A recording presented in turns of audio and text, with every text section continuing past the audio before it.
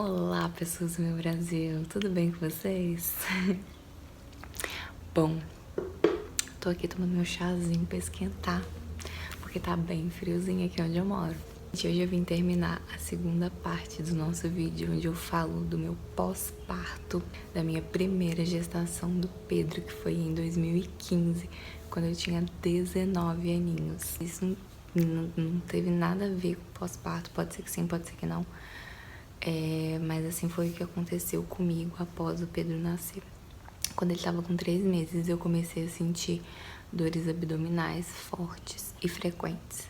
Eu sempre sentia, e aí quando eu ia no médico, eles falavam, é gases, é não sei o que, e dava um remedinho e me mandava pra casa. Na hora ajudava, daqui a pouco a dor voltava.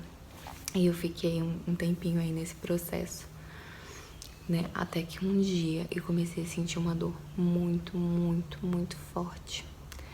E aí foi assim, foi muito rápido, a dor veio e já começou a ficar forte. E o Fábio, ele tinha saído nesse dia, então a minha sogra mora nos fundos. A única coisa que eu pensei foi em pegar o Pedro, entregar pra alguém, porque eu achava que eu ia morrer. E aí eu lembro que eu peguei o Pedro assim no colo com as únicas forças que eu tinha. Fui lá atrás na casa da minha sogra, entreguei ele pra minha cunhada e já caí no chão. Dali foi uma experiência muito estranha, uma coisa que eu nunca tinha tido na minha vida. Porque quando eu caí no chão, eu via tudo que estava acontecendo ali, mas eu não tinha mais controle do meu corpo. Eu não conseguia me mexer, eu não conseguia mais falar. Era como se eu estivesse ali e não estivesse. Enquanto eu estava ali, a minha língua formigava e eu já não conseguia mais mexer o meu corpo, tipo, não tinha mais movimento. E no momento que eu caí, eu nem, tipo assim, sentia dor mais, porque eu não sentia o meu corpo, tipo assim, não conseguia me mexer, não sentia dor. Não. Aconteceu uma coisa muito... Assim, a minha cunhada, ela saiu desesperada, gritando socorro na rua. E tava passando um carro com 2 mulheres, eu acho, a minha cunhada que vai saber falar melhor sobre isso. Elas eram da igreja, e elas estavam tentando chegar em algum lugar, entraram na rua errado por coincidência. E quando a minha cunhada gritou socorro, elas desceram do carro, entraram e começaram a orar no quarto. Eu não lembro o rosto dessas mulheres, mas eu lembro que elas oraram no quarto. Eu lembro que tinha gente orando no quarto e elas oraram. E depois veio umas pessoas e me levaram pro hospital. E eu sei que eu apaguei. Depois daqui eu apaguei. Eu não lembro o trajeto que eu fiz. Eu apaguei. E quando eu acordei, assim que eu lembro, né? Eu já estava lá no hospital de Cubatão. Tava sendo medicada, mas estavam tentando uma vaga pra mim, porque era pelo SUS e não tinha leito. E olha que nem era esse negócio de pandemia nem nada, hein? Mas em 2015 isso. 2016, aliás. Então, eu lembro que eu fiquei esperando ainda a vaga, né, pelo leito. Enquanto eu via os médicos discutindo o meu caso, eles ficavam, né, tentando entender o que tinha acontecido e tudo mais. Perguntaram se eu era drogada, porque na época eu tava muito magra, porque o Pedro me sugou bastante durante a amamentação. Ele era um bebê bem gordinho, em compensação eu fiquei bem magra.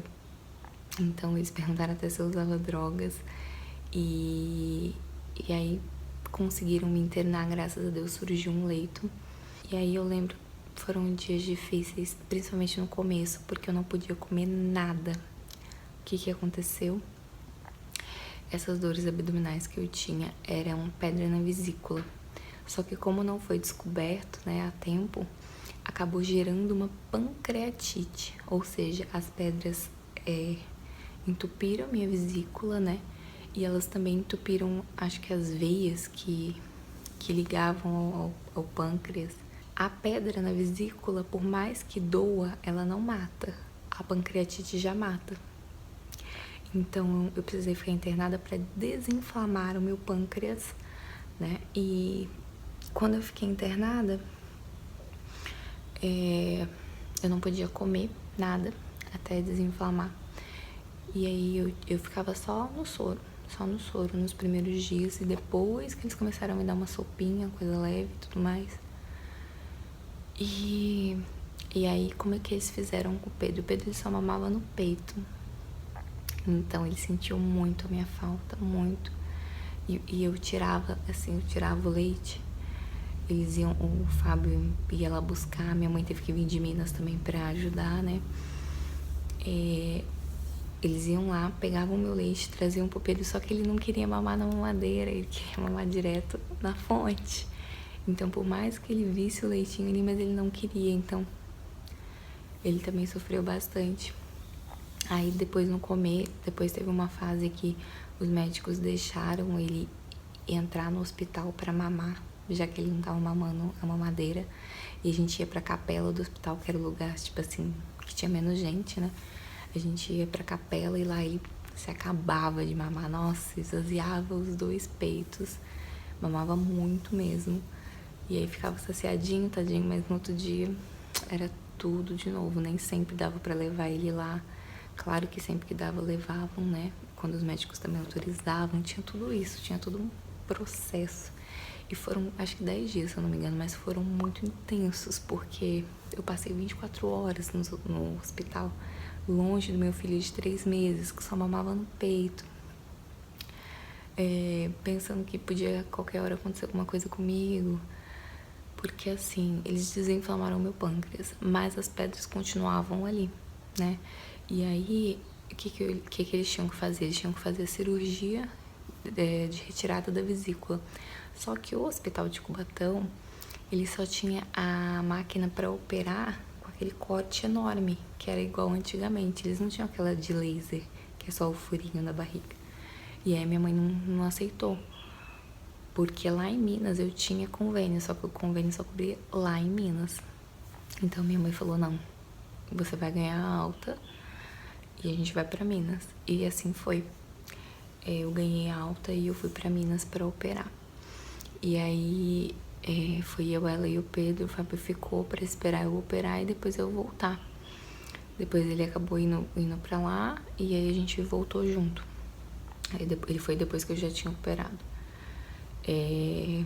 Foi uma fase, assim, bem difícil. Na época ele tava trabalhando, acho, então ele não pôde ir comigo, né, assim, na hora que eu fui, então foi bem complicadinho. E aí eu sei que lá a gente teve que acionar, né, o convênio e tudo mais pra marcar isso, marcar aquilo. E nesse meio de tempo, chegou a Páscoa. E aí, assim, tinham coisas que eu comia que fazia eu sentir dor, né? Mas, assim, eu tava privada de muita coisa. Igual o frango, a minha mãe fazia só na água pra mim. Nada de óleo, nada de comida gordurosa. Minha mãe fez uma dieta super, sabe, restritiva ali pra mim. Onde que eu só comia, sabe, assim, bem regrada mesmo. E aí chegou a Páscoa. E aí na Páscoa eu lembro que eu pedi pra ela um pedacinho de chocolate. Mas foi isso aqui, gente, ó. Isso aqui. Só que foi o suficiente pra ativar a dor novamente. E nisso eu comecei a sentir muita dor, muita dor, muita dor. E aí tive que ser internada novamente. E aí nessa eles já aproveitaram e já fizeram a cirurgia, graças a Deus, lá na minha cidade, né? Onde eu tinha um convênio, foi a cirurgia laser, que foi só aqueles pontinhos, assim, deu tudo certo. Nossa, foi a melhor coisa, assim, porque depois daquilo eu nunca mais senti dor, nunca mais, porque retiraram a vesícula, né, então não teve mais problema de entupir o pâncreas, né, novamente.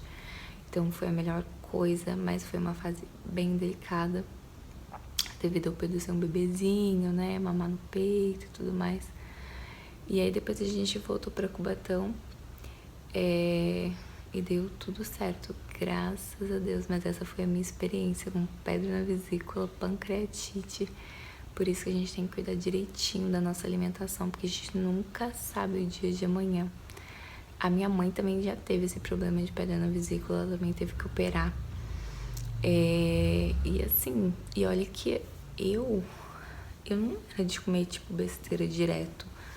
A minha alimentação era, tipo assim, normal. Comia uma besteira, assim, de vez em quando, uma pizza, assim, uma coisa. A minha mãe até teve pizzaria e tudo mais, mas, assim, não era direto que eu comia, sabe? Era normal, como uma pessoa normal. E eu sempre comi bastante legumes, fruta, e mesmo assim acabei tendo esses problemas. Então, a gente precisa se cuidar, né? Bom, mas é isso, pra quem ficou curioso, né, sobre o que eu falei lá sobre as dores abdominais. Já foi matada a curiosidade de vocês. E no próximo vídeo eu vou contar um pouquinho sobre o parto da Manuela, como aconteceu, como foi o pós-parto e como... Agora, depois desse, acho que já vai ser o da Isabela, porque eu já tô de praticamente 8 meses já, né? Logo, logo ela tá aí. Ai, gente, eu não tinha falado pra vocês que a gente decidiu o nome, né? Sorry. Então, a gente decidiu o nome da nossa filha, tá? Eu queria Heloise, tá? O Pedro queria Heloísa e o Fábio queria Isabela, tá? Então eu escrevi os nomes num papelzinho e fiz um sorteio. A Manuela pegou o papelzinho com o nome Isabela, que o Fábio tinha escolhido. Então, foi justo, né? Então, a nossa filha se chamará Isabela, que significa consagrada a Deus. Eu amei por causa do significado, né? Porque eu amo o significado de nomes. Então é isso, logo logo a Isabela vai estar aqui com a gente vai estar gravando os vídeos juntinhas aqui com vocês. Eu sempre aproveito para gravar os vídeos na parte da manhã, quando as crianças estão dormindo, por causa do silêncio. Mas eu ainda vou fazer um videozinho com a minha tropa pra vocês, tá? Vocês vão ficar assim, porque o Pedro é do barulho, a Manuela também. Mas assim, nem sempre eles estão dispostos a aparecer igual no último vídeo. O Pedro tinha acordado, ele deitou no sofá, aí eu perguntei pra ele, você quer vir dar um oi? Ele não quis. Eu respeito, mas é assim, eles têm momentos, né? Tem hora que eles querem, tem hora que eles não querem, a gente tem que respeitar. E tá tudo certo. Bom, me conta aí, por que você gosta de assistir os meus vídeos? Você tá grávida? Você já tem filho? Você conhece alguém que tá grávida? Conta pra mim aqui. Comenta aqui embaixo, se inscreve no canal, deixa o seu like, tá bom? E fique aí pra acompanhar os próximos vídeos. Um grande beijo.